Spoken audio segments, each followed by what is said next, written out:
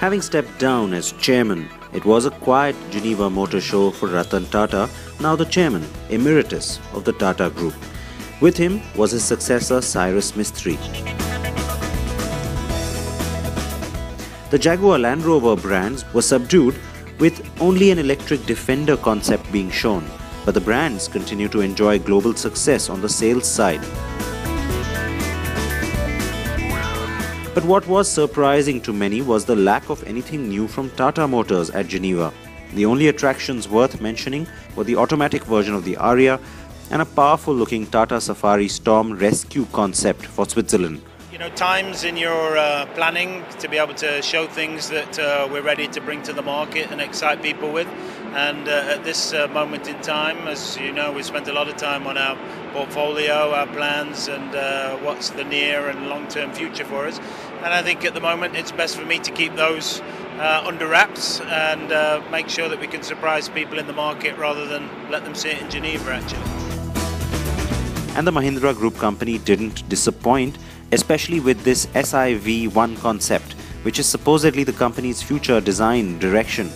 SIV stands for Smart Interface Vehicle and has a 1.6-litre direct injection turbocharged petrol engine.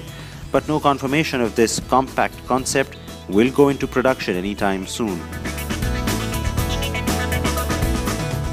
What we can say for sure is that SsangYong is firming up plans to bring the Rodius to India soon, and many versions of the updated MPV were on display at Geneva.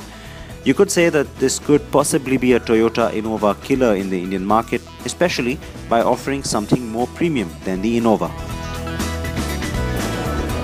Now that's the update on the Rodius. It's also now been called the Corando Turismo in some markets. The reason we're showing it to you, interest from the Indian market's perspective. In fact, Pavan Goenka shared this with us, that of all the cars in the SsangYong portfolio that are still being considered for India, it's not the Corando compact SUV, it's really this car that seems to be right on top of that list. The reason, we don't have something like this in the Mahindra portfolio, so it's a huge car. As you can see, the design is massive. It's a bit of a facelift really. I mean, they've changed a little bit of the body paneling, but essentially it's still the same platform as the old Rodius, which was a little weird looking and perhaps popular for that reason in little niche pockets in even markets like the UK. But this one is a little bit more staid looking, a little bit more contemporary looking, if you will. And the reason we're excited about it is because, of course, like I said, they're considering it for India, but it can have different seating configurations. There's 7, there's 9, and then there's also 11 seats possible in this one. So it's huge. It's a big people mover.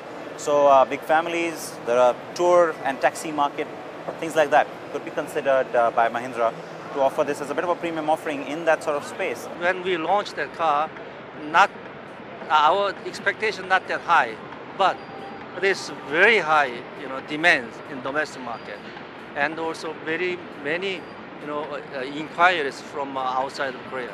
So that India, as far as I know, it's a big family size is big. So that is 11 seaters. So that's good chance in India, plus tourists and the business purpose, VIP.